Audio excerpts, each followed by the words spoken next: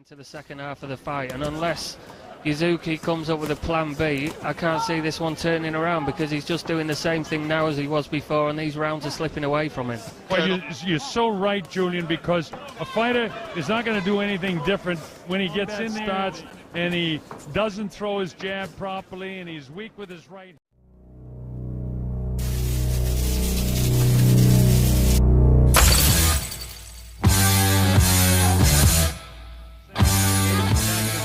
Take a look at TINAMPAY's line, and the land of the rising sun, Japan, YOSUKE KIRIMA. The Pinoy, ARNEL, TINAMPAY. Round number 1, scheduled for 6. ARNEL TINAMPAY is a guy that can go the distance. All his fights have gone the distance, so he's a real boxer. And again, that's TINAMPAY decked out in the white with the red, and in the red and black, that's YOSUKE. And YOSUKE gets knocked down right away. YOSUKE gets whacked with a right hand, and down he goes before the seats get warm for this 6th rounder in the 5th fight of the evening. Good shot by TINAMPAY. So now the Japanese fighter YOSUKE KIRIMA in trouble from the get-go. As TINAMPAY comes forward, will catch the punch in between rounds, as TINAMPAY shocked him early, and as the Colonel said, before the seats got warm, down went YOSUKE KIRIMA. Well, KIRIMA right now is standing very, very high up, and you criticized the fighter earlier this evening, looping right hand by TINAMPAY. TINAMPAY digs to the body. You know, he's a typical Filipino fighter who really knows how to fight. These guys are very, very well trained. The Japanese fighters are all in tremendous shape, but they're not as well trained in these skills and art of boxing for the most part. There have been some great Japanese champions over the years. Absolutely, and one of those fighters, so many come to mind, the Japanese fighters, the greats of the past, fighting Harada, if you want to go way back. Oh yeah, there've been a ton of them. Okay, break. Step back. A special affiliation for Australians through the great late Lionel Rose. Oh yeah, Lionel, great fella. I was with him at the last convention we had in Bangkok, and really enjoyed getting together. You know he rocked around with Elvis. That's a true story. Yeah, I do know that. Yeah, I do know that. Looping right hand again. KIRIMA got in trouble in the early going, but he seems to have his legs and his wits about him again. And before really KIRIMA got warmed up. Round 1 action from the Marina Bay Sands, and Frank Hadley's done a great job. Dragon fire from the Marina Bay Sands, and he's recovered well from a man that hit the canvas, a shock knockdown early in round 1. The Japanese fighter YOSUKE KIRIMA, as TINAMPAY tries to back him up towards the neutral corner. Both fighters come back to center ring. Japanese fighter pokes out with the left hand, and TINAMPAY goes over the top, underneath, over the top, underneath and over the top, and then digs to the body. Yeah, well, TINAMPAY has got the body shots, and that's his advantage, and I think that's what he hurt KIRIMA with in the first round. But he hasn't got that sweat up, that natural sweat up before the first. The sheen on his body, that's right, he didn't have it. Right now he seems to have back in control, but another hard right hand that caught him right on the left ear, and it kind of staggered him for just a second. So just based on what TINAMPAY has done here in round number 1, he's certainly going to get this round. In fact, with the knockdown, he's probably going to get a 10-8 round, or at least he should. 10-8 round probably coming the way of... All right, let's see now if KIRIMA can recover from what he did in the latter portion of the first round. Here, he's trying all he can do. He's got that jab out there. He's got to throw the right hand behind it. He immediately, TINAMPAY comes right back. These, again, the Filipino fighters are really well-trained boxers. They know what to do. They know their defense. They know their offense. They know how to score. Julian? Yeah, it was a very shock start to the fight. The taller Japanese boxer, he's giving away a lot of his advantages. He's allowing ARNEL to come to him, to pick his shots, to choose a time when to engage and what to engage. He needs to assert himself a bit more in this fight, YOSUKE. That's a good point, but you know, the other factor is that he has tremendous height and reach advantage. He's not using it at all. I mean, if he goes to his jab and sets that jab out there with his hands high, but you know, he kind of slaps at his punches. You see that right hand that he just threw there, Mark? He kind of slapped at it. He hasn't got the technique.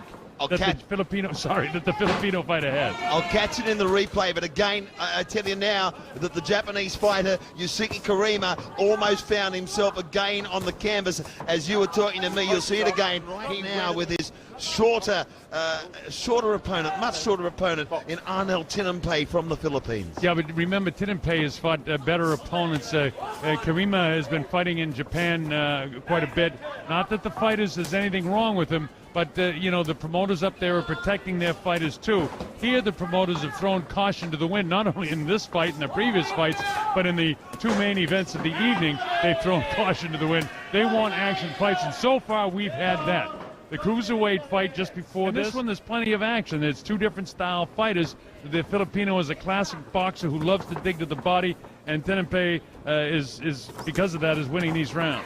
Don't touch the sets and don't touch the television. Around the corner, the IBO featherweight title, Dowd Chino Jordan versus Choi Suan Pro for the IBO World Featherweight title, and it will be on from the opening bell. Two class fighters.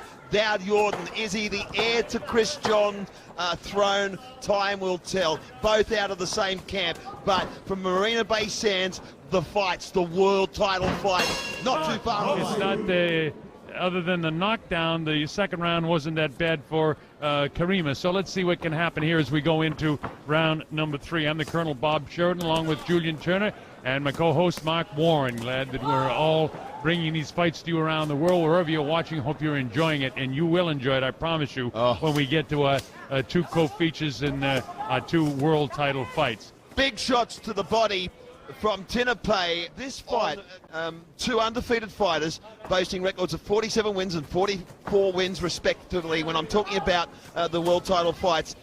And you actually were here when Muhammad Ali boasting 31 wins. It was the thriller in Manila, Zaire in '74 in October, and it seems like it was yesterday. But I tell you what, I'm as enthusiastic about two world championship fights tonight as if it was my first world championship fight. And tonight is 9:29 and 9:30.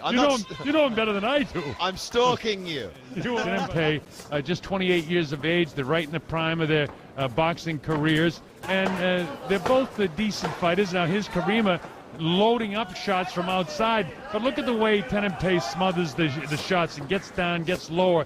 When you fight a taller fighter, he knows exactly This is round 4, set for 6. It's getting late around the Pacific, so don't go away, folks. If you're getting tired on your couch on a Friday night around the world. Dare not offering us now. Two world title fights coming your way, wherever you're watching us around the world. Head tilts back on the Japanese fighter, but bravely comes forward.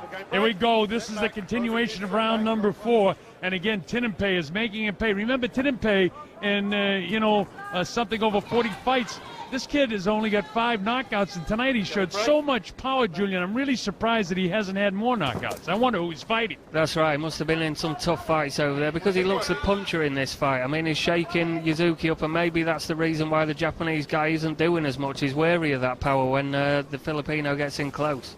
Well, he could keep him off if he got that jab going. See, he holds the hand high, and he lets KIRIMA just stand there, and TINAMPAY closes into the kill zone and foot like I've been talking about, and really step up into that jab and hold this kid off. Then he could get the opening to throw some good right hands, but instead he lets this kid smother him. And TINAMPAY, who's a better all-around boxer, although KIRIMA got a nice shot in that time, but TINAMPAY can smother him on the inside and catch him with shots to the body. Now, see again, he came in, did KIRIMA just wasn't really warmed up, but I'll tell you one guy that's warmed up, and I give him a lot of credit. He's had to train the officials, and he's refereed every single fight tonight. I don't know what they're paying you, Frank Hadley, but it's not enough. What a great job. And I'll tell you what, a real good guy. I've got the opportunity to travel the world with Mr. Hadley. We've been to, of all places, the first professional boxing contest ever put on in Armenia. I love this sport. As long as I've been doing it for over 45 years, I still enjoy it. You're in Sydney in 13 and a half, and you're off to New Zealand in December, isn't it? That's right, yeah. I'll be in the yellow ribbon fight? It's the yellow ribbon fight with Dean Lanigan. I'll be doing. All right, here we go. Round number 5. The Colonel Bob Sheridan along here with Mark Warren and Julian Turner. We're so pleased to have Julian with us because he's a local sports editor for the Straits Times here the English-speaking newspaper in Singapore, and he knows these local guys, and we're glad to have a third opinion on some of this scoring. Now in the ring, at the black trim on his red trunks is YOSUKE KIRIMA, who got dropped in the first round, and in the red with the white trim is TINAMPAY from the Philippines with 18 victories. KIRIMA has 15 victories, but only 2 losses. And he's got to turn things around, and as Julian and I talked about in the last round, he's just doing the same thing all the time. He's not going to be able to turn around. See him paw again with that jab, Julian? That's right, there's nothing on it. There's nothing to deter ARNEL from coming in and throwing those shots. Oh, big left hook. It caught him and spun the head of KIRIMA, but he was able to survive it and hangs on again. He got a good chin.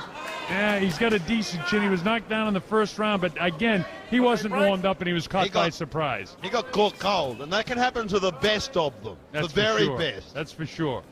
Okay, break. 1:49 left of round number 5. Set for 6. Junior middleweight affair.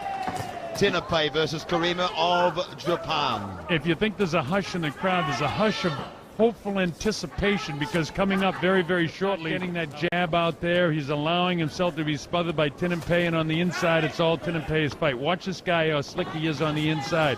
You see, he gets smaller, he makes himself smaller, so when KIRIMA comes in, he's missing his right-hand shots all the time. He did clip a shot there, but look at the little uppercuts by TINAMPAY. Head on the chest, and then power out of the back foot and ripping to the stomach, and then coming over the top, under and over, then the hands are back up. The Japanese fighter lets with a right hook, but was taken on the gloves, again taken on the gloves. So the defense is good as well from the Filipino.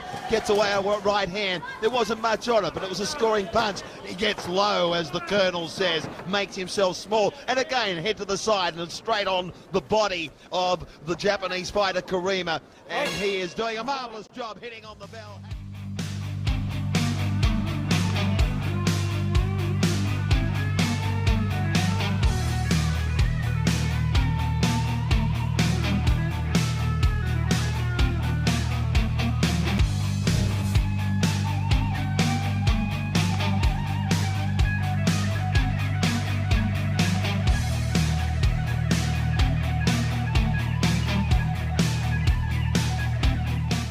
Going to the 6th and final round. So KIRIMA, who has 11 knockouts, needs a knockout to win this fight. Round number 6, it's the 6th and final round. ARNEL TINAMPAY is comfortably out in front in this fight. I think KIRIMA needs a knockout to win the fight, as the left hook again by TINAMPAY. He is, oh, nice uppercut by KIRIMA. If he could do a few more of those things coming in, he could catch this guy and maybe turn things around. Don't forget, he's got 11 knockouts in his 15 wins. Well, he needs to pull one from the bag now. It's his only way of pulling or salvaging this fight. He needs a knockout, needs it now. He's got 1:20 on the clock to do it. Well, he's on the assault, because I think he knows it. Now look at that right hand. Right hand.